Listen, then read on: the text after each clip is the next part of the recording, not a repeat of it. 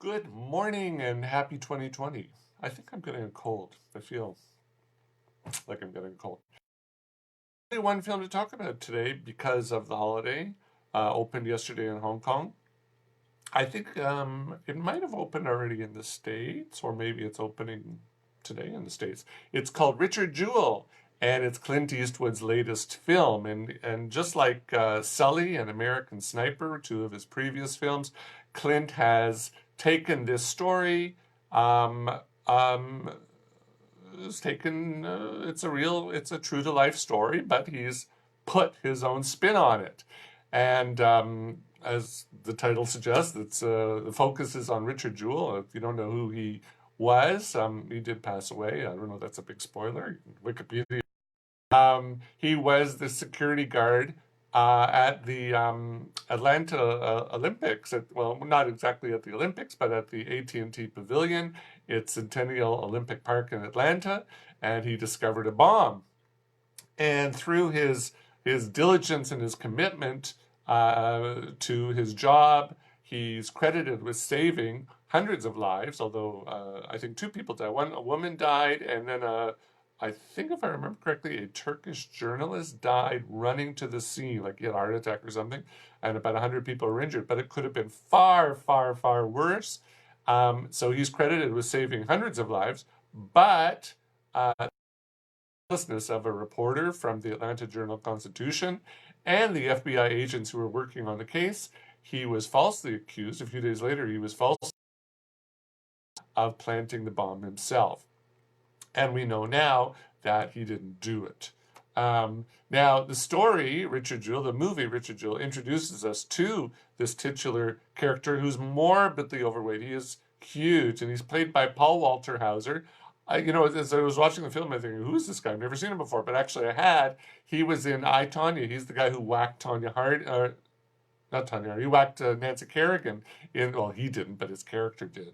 In the movie, he was also in Black Klansman. I'm trying to think who he was. May have been one of the Klansmen.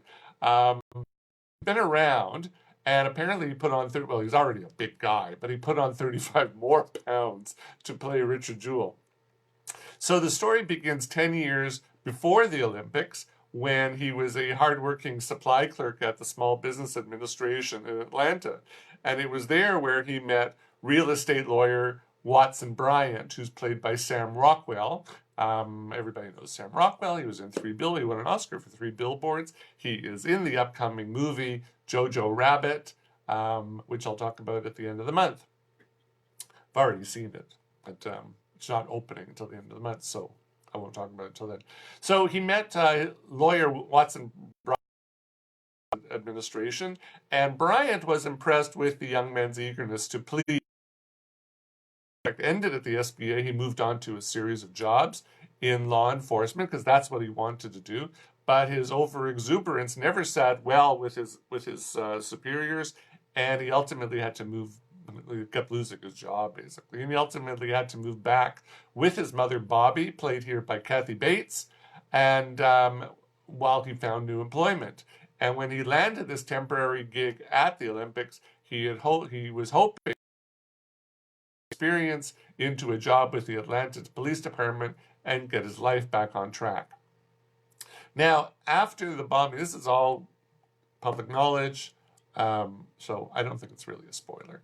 But after the bombing on the night of July 26, 1996, crime reporter Kathy Scruggs, who's played here by Olivia Wilde, she's in Sudeikis is one of her things. She also directed Booksmart, last year's movie. Now, Kathy Scruggs was eager to get the scoop on who may have planted the bomb. And through her contact with the FBI, and in the movie, the agent he's got the name Tom Shaw. He's played by John Hamm from TV's Mad Men. But there really was no Tom Shaw. He's a composite character. But through her contact with learned that Jewell was the Bureau's prime suspect, and both she and her editor at the Atlanta Journal-Constitution, they rushed to let the world know without really investigating further than that. And the news was quickly picked up by the likes of CNN and NBC, and others, though they're curiously not mentioned in this movie, and they proclaimed him guilty before the FBI had even formally charged Jewell with the crime. Now, of course, he wasn't. He wasn't charged, and he wasn't guilty, but that didn't matter because his and Bobby's lives had been completely upended by that point. Now, that's all I'll tell you about. No, I don't think that's really a spoiler. This is all common knowledge, you know. So now about Eastwood. You know, he's nothing if not a complicated filmmaker. Now, there's no question that he's a competent filmmaker. He knows what he's doing. He's performances from his actors, and he does so here too. He's a very lean filmmaker. You know, there's no wasted shots. He doesn't linger. It's crisp. So in that respect, he's a very, I don't want to say he's a very good filmmaker. The problem is he has an agenda, and lately that agenda gets in the way. Like we had American Sniper a few years ago about I forget the fellow's name, but it wasn't accurate. And the problem is people see these movies and they think it's accurate. And here the problem is also the same. It's not accurate. And you know, you want to argue, okay, movies are movies, and you know, art is art, and life is life. The problem is people think that art is life, and they come away with misconceptions. So here he's got an agenda, and it's very clear what his agenda is. Now, I will concede, Kathy Scruggs and the AJC were rash in their zeal to pillory Jewell, but there's no evidence whatsoever that what she did to get the information from the FBI, and I won't say what it is, although you probably read it because everybody's been talking about it. So what she did in the movie ever happened. We don't know that that's what she did. And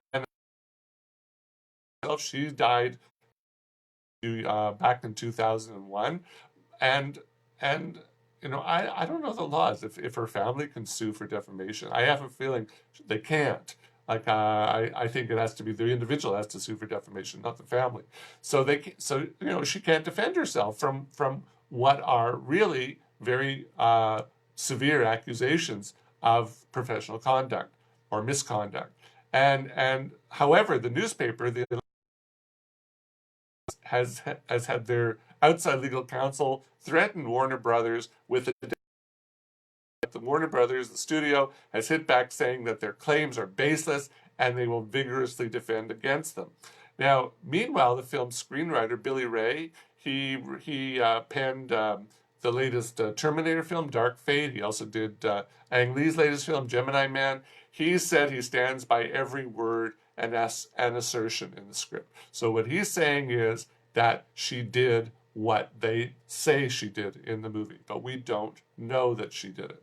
Now, regardless of how she learned that Jewell was the prime suspect, either she or the FBI had done the tiniest bit of legwork at the crime scene, investigating the crime scene, they would have realized that Jewell couldn't have been the bomber. Instead, they and others in the media, and it's very interesting, what's the fellow from NBC, Tom Brokaw, is shown in there.